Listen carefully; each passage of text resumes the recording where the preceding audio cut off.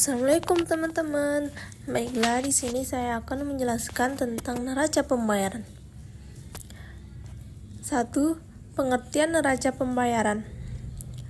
Neraca pembayaran atau Balance of Payment atau BPO adalah catatan yang dilakukan secara sistemik atas keseluruhan transaksi ekonomi yang dilakukan oleh suatu negara dengan negara lain yang berupa perdagangan barang dan jasa, transfer keuangan dan moneter antara penduduk Indonesia dengan penduduk luar negeri selama satu periode tertentu. Sedangkan dalam Kamus Besar Bahasa Indonesia atau KBBI, neraca pembayaran berarti perbandingan penerima uang antara dua negara atau dalam perdagangan dunia. Daftar perkiraan yang terperinci tentang transaksi perdagangan yang diselenggarakan oleh negara dalam jangka waktu tertentu.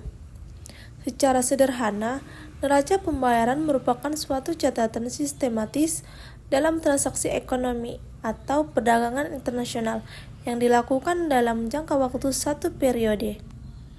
Nah, yang kedua yaitu transaksi neraca pembayaran.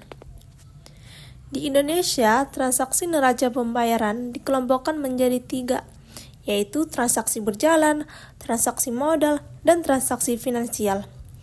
Setiap transaksi memiliki perannya masing-masing. 3 jenis transaksi neraca pembayaran sebagai berikut. A. Transaksi berjalan. Transaksi berjalan adalah transaksi yang berkaitan dengan ekspor dan impor berupa barang dan jasa dalam kurun waktu 1 tahun. Transaksi berjalan terdiri dari 1. Transaksi barang. Transaksi barang meliputi transaksi ekspor dan impor barang yang digolongkan menjadi migas dan non-migas. 2. Transaksi jasa. Transaksi jasa meliputi penyediaan jasa dilakukan oleh penduduk Indonesia kepada penduduk luar negeri atau ekspor, dan penduduk luar negeri kepada penduduk Indonesia atau impor. Transportasi internasional dan perjalanan travel merupakan bagian dari transaksi jasa. 3. Pendapatan primer. Pendapatan primer terdiri dari penerimaan dan pembayaran. Sedangkan pendapatan primer itu sendiri dapat diartikan sebagai perolehan atau hak yang berasal dari penyediaan faktor produksi, tenaga kerja, dan modal finansial. 4. Pendapatan sekunder. Pendapatan sekunder terdiri dari penerimaan dan pembayaran. Yang termaksud ke dalam pendapatan sekunder berupa transfer penghasilan atau remintasi, TKA atau TKI, dan transfer-transfer lainnya. B. Transaksi modal. Transaksi modal biasanya dipakai untuk mencatat hasil bersih yang diperoleh dari transaksi pengeluaran dan pendapatan modal. Transaksi modal terdiri dari aset tetap dan hibah investasi. C. Transaksi finansial. Transaksi finansial adalah transaksi yang memberitahukan perubahan kepemilikan aset dan kewajiban finansial luar negeri dalam waktu satu periode. Agar lebih jelas, dapat dilihat dari gambar tentang penjelasan kategori transaksi finansial, yang dimana ada investasi langsung, investasi portofolio, derivatif finansial, dan investasi lainnya. 3. Jenis-jenis neraca pembayaran. Dapat kita ketahui neraca pembayaran terbagi menjadi 3 jenis, yaitu A. Neraca pembayaran defisit, B. Neraca pembayaran surplus, C. Neraca pembayaran seimbang. 4. Fungsi neraca pembayaran. Kondisi masuk dan keluarnya dana yang terjadi pada neraca pembayaran dapat menandakan bahwa neraca pembayaran berfungsi dengan baik. Adapun fungsi-fungsi neraca pembayaran diantaranya: 1. Sebagai bahan pemerintah dalam mengambil keputusan di bidang perdagangan internasional. 2. Sebagai bahan pemerintah dalam membuat keputusan atau kebijakan moneter yang dilaksanakan oleh suatu negara. 3. Sebagai alat untuk mengukur atau menilai keadaan ekonomi yang berhubungan dengan transaksi ekonomi internasional dari suatu negara. 4. Sebagai data-data keuangan internasional. 5. Dampak neraca pembayaran. Penyusunan neraca pembayaran yang dilakukan oleh suatu negara memiliki tujuannya masing-masing. Setiap tujuan akan selalu memberikan manfaat bagi suatu negara. Adapun tujuan-tujuan dari penyusunan neraca pembayaran sebagai berikut.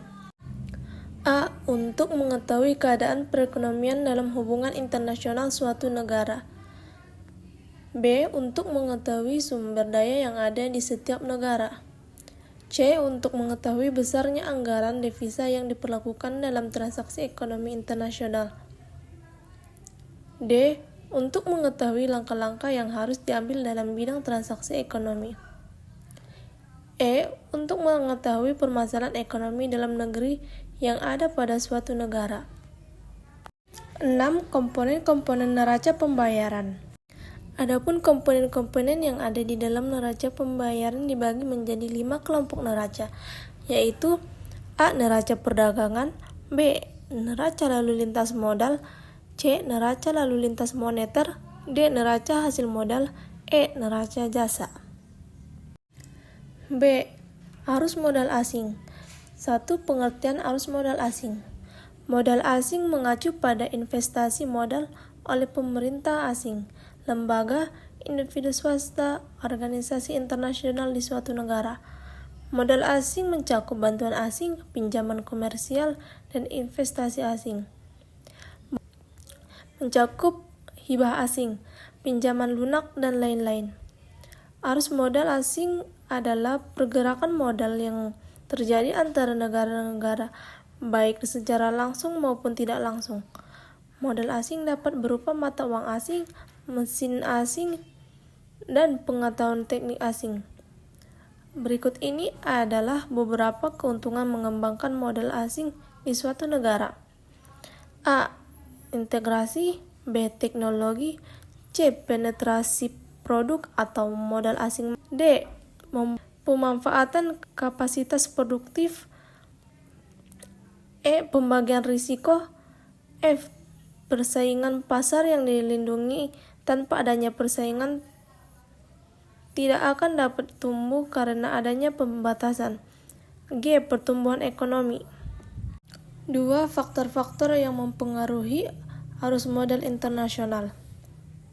Ada banyak faktor yang mempengaruhi pergerakan modal internasional dari satu negara ke negara lain. Berikut ini adalah beberapa faktornya.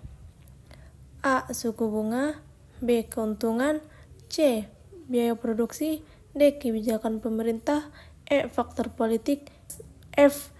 Fasilitas infrastruktur. 3. Permasalahan arus modal asing yang terbagi menjadi 4 bagian. Pertama, perbedaan hukum. 2. Perbedaan budaya. 3. Satuan mata uang. 4. Pembatasan perdagangan. C. Utang luar negeri. 1. Sejarah dan perkembangan utang luar negeri, yang dimana fenomena mengalirnya modal dari luar untuk membiayai pembangunan oleh negara berkembang telah dimulai sebelum tahun 1914, di mana dalam kurun waktu antara 1870 hingga 1924 mengatakan negara-negara berkembang telah menyerap dana dari Inggris rata-rata 5% dari Gross International Product, Prancis 2% dan Jerman 3% dari GNP-nya. Dalam perkembangan lebih lanjut, pertumbuhan utang negara-negara berkembang semakin membengkok dalam kurun waktu antara 1973 hingga tahun 1974, yang kemudian disusul dalam kurun waktu kedua antara tahun 1979 hingga 1982. Dilihat dari kewajiban pengembaliannya, utang luar negeri dapat dibedakan menjadi pemberian atau grant dan pinjaman luar negeri atau loan. Kedua bentuk ini meskipun berbeda dalam hal syarat-syarat pengembaliannya, tetapi memiliki keterkaitan yang erat antara bentuk pemberian dan pinjaman. 2. Pengertian utang luar negeri. yang dimana utang luar negeri adalah sebagian dari total utang suatu negara yang diperoleh dari para kreditor di luar negara tersebut. Penerimaan utang luar negeri dapat berupa pemerintah, perusahaan, atau perorangan. Bentuk utang dapat berupa uang yang diperoleh dari bank swasta, pemerintah negara lain, atau lembaga keuangan internasional seperti IMF dan Bank Dunia. Dari aspek material, utang luar negeri merupakan arus masuk modal dari luar ke dalam negeri yang dapat menambah modal yang ada di dalam negeri. Selanjutnya, utang luar negeri merupakan salah satu sumber pembiayaan pembangunan. Utang luar negeri juga dibutuhkan untuk menutupi 3 defisit, yaitu kesenjangan investasi, defisit anggaran, dan defisit transaksi berjalan. 3 macam-macam utang luar negeri. A. Pinjaman resmi Official Development Fund atau ODF, yaitu pinjaman bersyarat lunak dan resmi.